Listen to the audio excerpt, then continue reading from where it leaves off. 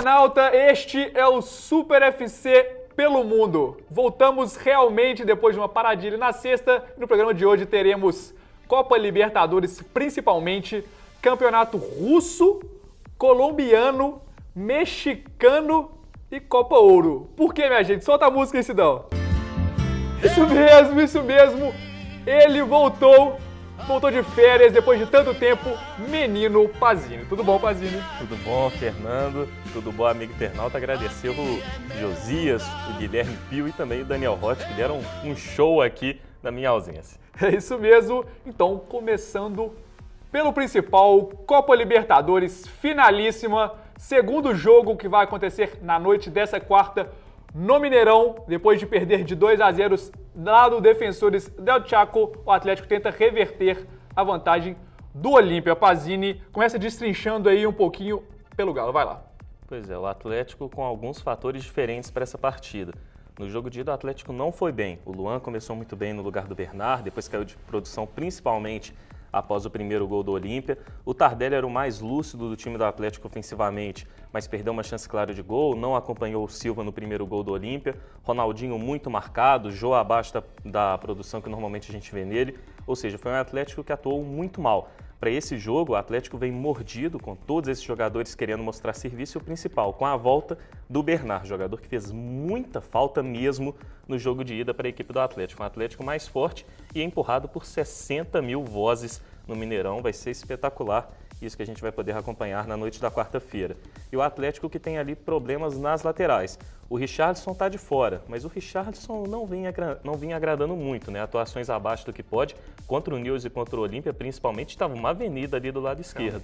O Júnior César é um baita reforço, querendo ou não, porque é mais jogador do que o Richarlison, pode resolver essa questão defensiva e ofensivamente é melhor também. No lado direito, o Marcos Rocha faz um pouco de falta ali, mas o Michel tem condições de entrar bem e o Luan, acredito que fica como opção para o segundo tempo, uma boa opção para entrar no decorrer da partida. O Atlético é favorito contra o Olímpia, joga em casa, o time mordido, querendo mostrar serviço, corre atrás do resultado, mas vai ser muito difícil. O Olímpia tem um bom time, camisa, experiente, contra-ataque perigoso com o Silva e com o Salgueiro e deve montar uma linha de 5 defensiva, atuando ali com 3 zagueiros. É um jogo perigoso, mas que o Atlético tem condições de vencer. E tem aquele lado, né? O Atlético tem time para fazer 3 gols no Olímpia. Eu acredito nisso. O problema é a obrigação, né? A obrigação de fazer 3 gols torna o jogo bem diferente. Isso mesmo. Pazini, o que você acha? Pelo menos continua, já que não tem nenhum desfalque, o Olímpia sendo os principais jogadores ali na defesa, o Miranda, que fez uma boa partida, e na frente é realmente mesmo, igual você falou, Salgueiro, o Alejandro Silva, Barreira e o gigante é o Tanque. Isso mesmo, né? Isso mesmo, né? Não tem muita mudança o Olímpia. A grande mudança é essa, é a linha de 5 na defesa.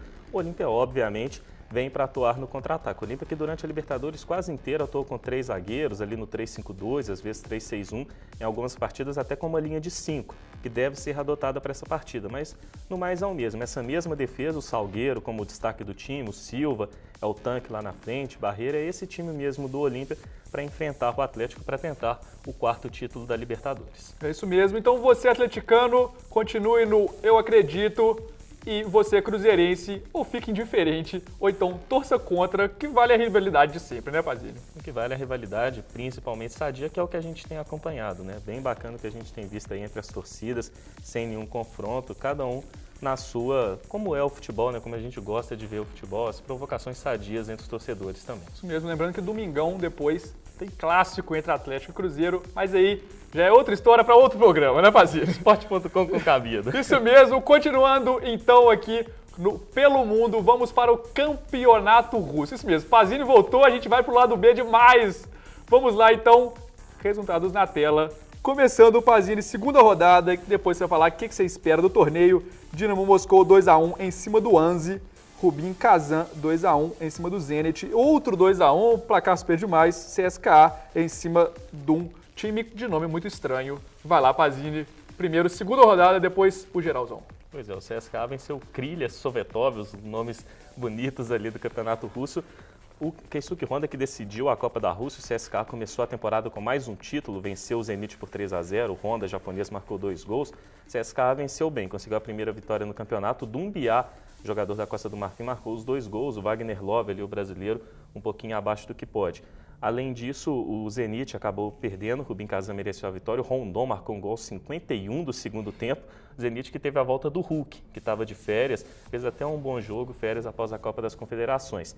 Na outra partida, o Angers não conseguiu um bom resultado e o Gus Hiddink, lendário treinador de Coreia do Sul, Austrália, tantos outros grandes times, deixou o comando do time após 2 rodadas apenas. O René Meulensteen, que era assistente técnico do Manchester United, foi assistente técnico do Alex Ferguson durante 5 anos, veio para trabalhar com o Gus Hiddink, que agora vai ser o novo técnico da equipe do Angers. Campeonato que começa bem disputado, como normalmente é na Rússia, e que tem o Spartak Moscou como líder e depois um caminhão de times ali com 4 pontos. É isso mesmo, fim de Russão, passando rapidinho, o Pazini dando essa lambida em cima do Russão. Passamos então para a Copa Ouro, que já temos semifinais definidas. As semifinais serão dia 24 de julho. Taca na tela. Primeiro teremos México e Panamá e depois Honduras e Estados Unidos. Essas são as 2 semifinais. Vai lá, Pazini, o que você estava murmurando aí? Vai lá. Nada fora do esperado aí na Copa Ouro da CONCACAF. Os melhores times conseguindo a classificação para as semifinais com um destaque. Tanto Estados Unidos quanto o México não vêm com força total para essa Copa Ouro, vem com times reservas. Nos Estados Unidos, o grande destaque é o Landon Donovan, que vem sendo o cara da competição, marcando muitos gols. Nas quartas de finais, inclusive, num lance bem interessante, um torcedor salvadorenho jogou um óculos escuro ali na linha de escanteio. O Donovan colocou o óculos escuro. Foi repreendido pelo juiz rapidamente. Um lance bem peculiar ali da Copa Ouro. O Landon Donovan, que é inclusive o maior artilheiro da competição, com 15 gols, o maior artilheiro da história da Copa Ouro da CONCACAF. E essa competição é a grande chance dos Estados Unidos acabarem com o domínio mexicano.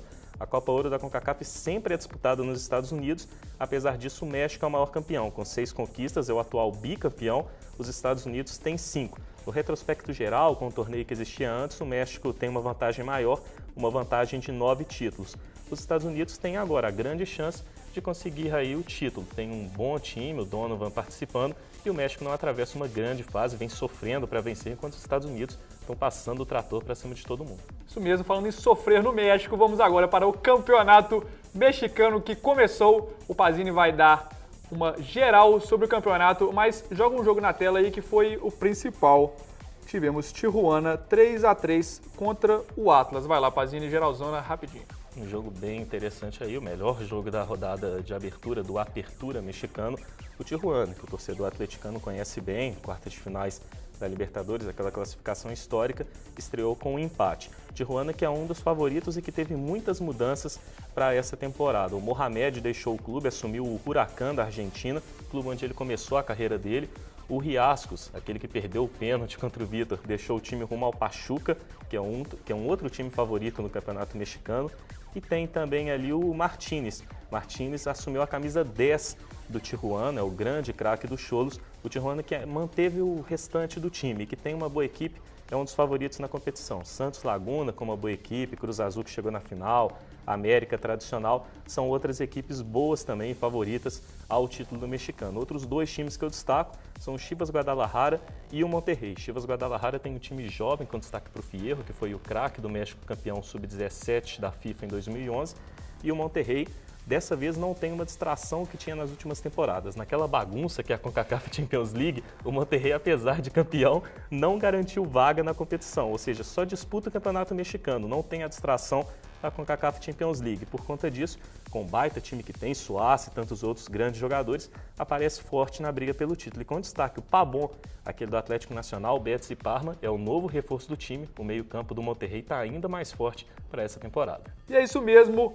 fim do mexicano, partindo rapidamente para a Colômbia. Por quê? Porque lá teve campeão, é isso mesmo, resultado na tela. Santa Fé, eliminado na Copa Libertadores, agora perdeu o título para o Atlético Nacional, 2-0. Vai lá, Pazinho. O Atlético Nacional conseguindo seu 12º título do Campeonato Colombiano, volta a conquistar. O América de Cali, outro time bem conhecido, é o segundo maior com 13 conquistas e o maior campeão da Colômbia é o Millonarios com 14 títulos. O detalhe aí para o Santa Fé é que não vive aí, é um momento que não pode ser chamado de ruim, né? Chegou nas semifinais da Libertadores, final do colombiano, mas um momento de desilusão, né? E de novo caindo em casa. Caiu em casa para o Colômbia nas semifinais, pro Olímpia nas semifinais da Libertadores, cai em casa para o Atlético Nacional na final do colombiano. É isso mesmo, agora mercado da bola, aquele bate-bola que eu e o Pazini fazemos, começando pelo principal, pelo menos para mim, novo comando no Barcelona, e não é o Luiz Henrique, como eu estava apostando. Pazini, conta quem é. Bem conhecido da gente. Bem conhecido da gente, Tata Martino, outro que o torcedor atleticano conhece bem, estava treinando o Newell's Old Boys da Argentina, chegou às semifinais da Copa Libertadores da América. Muito bom nome para o Barcelona, é um estilo que combina taticamente, tecnicamente. O Martino, que é um dos grandes nomes da história do Newell's Old Boys, tanto como treinador quanto como jogador, e que vem de excelentes trabalhos, né? O Martino levou o Paraguai às quartas de final da Copa de 2010, foi eliminado pela Espanha só por 1-0, e a final da Copa América. Depois que ele saiu, o Paraguai desandou.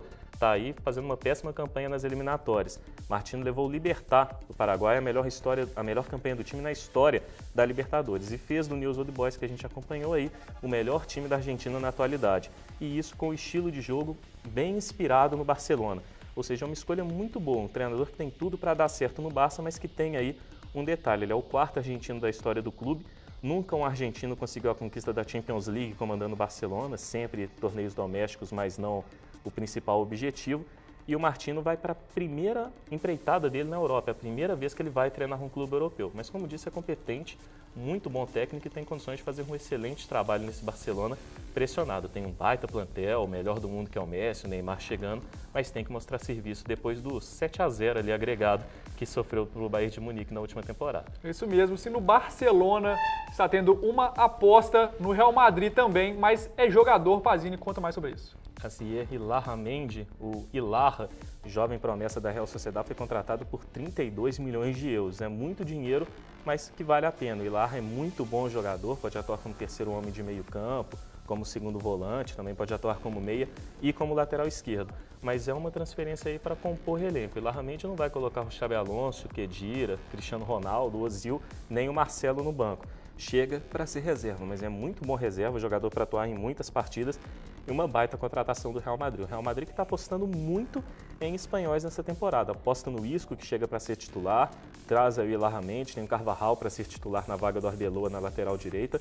É muito bom esse time que o Real Madrid vai montando, um elenco mais forte do que na última temporada. E a má notícia fica para o Kaká, né? Com a chegada do Ilarramendi, ainda mais improvável que ele jogue. Isco, Di Maria, Ozil, Cristiano Ronaldo. Agora Ilarramendi, Xabi Alonso, nem passando para segundo volante o Kaká joga. Tá na hora de tá sair, na hora né? de sair do Real Madrid. É isso mesmo. Outro grande que também fez uma boa contratação foi o Bayern de Munique, que chamou Thiago Alcântara. Vai seguir Pepe Guardiola, Pazini. Já ganhou título. Começou bem. Já ganhou o título, a Telecom Cup, um torneio amistoso ali envolvendo times alemães. O Bayern de Munique atropelou todo mundo, já começou goleando. E o Bayern de Munique muito forte para essa temporada também, né? A contratação do Thiago Alcântara é muito boa, obviamente, é um baita jogador, muito talentoso, mas que tem um detalhe, né? O Bild, um jornal lá da Alemanha, até brincou com isso, né? O Bayern de Munique pode jogar no esquema 1-8-1, tamanha quantidade de bons meio-campistas que tem no time.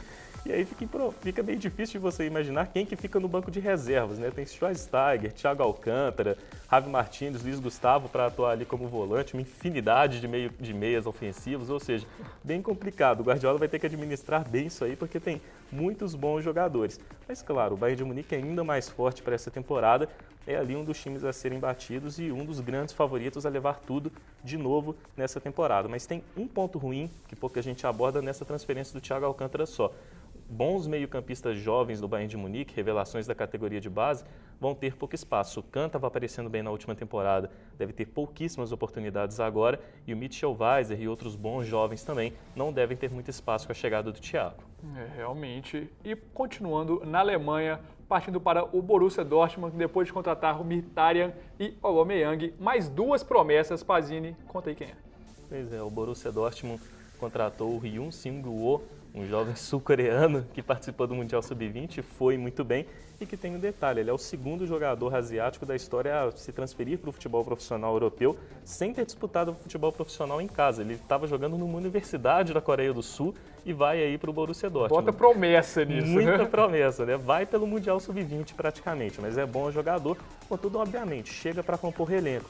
E o Baj, um jovem húngaro que foi revelado pelo Honvéd, o mesmo time que revelou nada mais nada menos do que o Puskás, estava nas categorias de base ali do Borussia Dortmund, meio que o time B também, passa agora para jogar no time principal. É o Borussia Dortmund reforçando bem o elenco. Tem muito mais time do que nas últimas temporadas, quando conquistou títulos domésticos e chegou na final da Champions League. Tem Aubameyang, Mkhitaryan, Royce, Kuba, várias opções no meio-campo. A defesa está mais forte também, com o Dern para a reserva do Piszczek. Tem melhores zagueiros agora, ou seja, é um time mais forte nessa temporada do que nas temporadas anteriores do Dortmund. E o Manchester City fez outra boa contratação. Conta quem é, vai lá. Contratou o Jovetic, né? Mais um jogador aí muito bom e que não tem lá muito cartaz. Mas foi o grande destaque da Fiorentina nas últimas temporadas.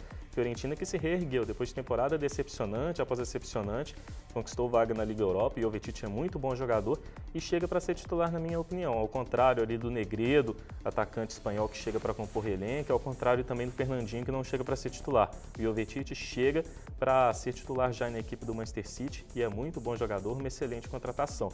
A Fiorentina que perde o Jovetic, mas tem a volta do Rossi, que ficou a temporada passada inteira contundido, o Mário Gomes como opção no ataque, tem Joaquim e vários outros jogadores. A Viola que tem um time bem interessante, é time para fazer bela campanha na Europa League e tentar vaga na Champions League no italiano. É isso mesmo, e agora partindo para a França, último país que a gente vai passar, se você considerar Mônaco a França, partindo então para o PSG, contratou bons jogadores, Pazini, Cavani, Marquinhos e um que eu não conheço. Conta mais quem é.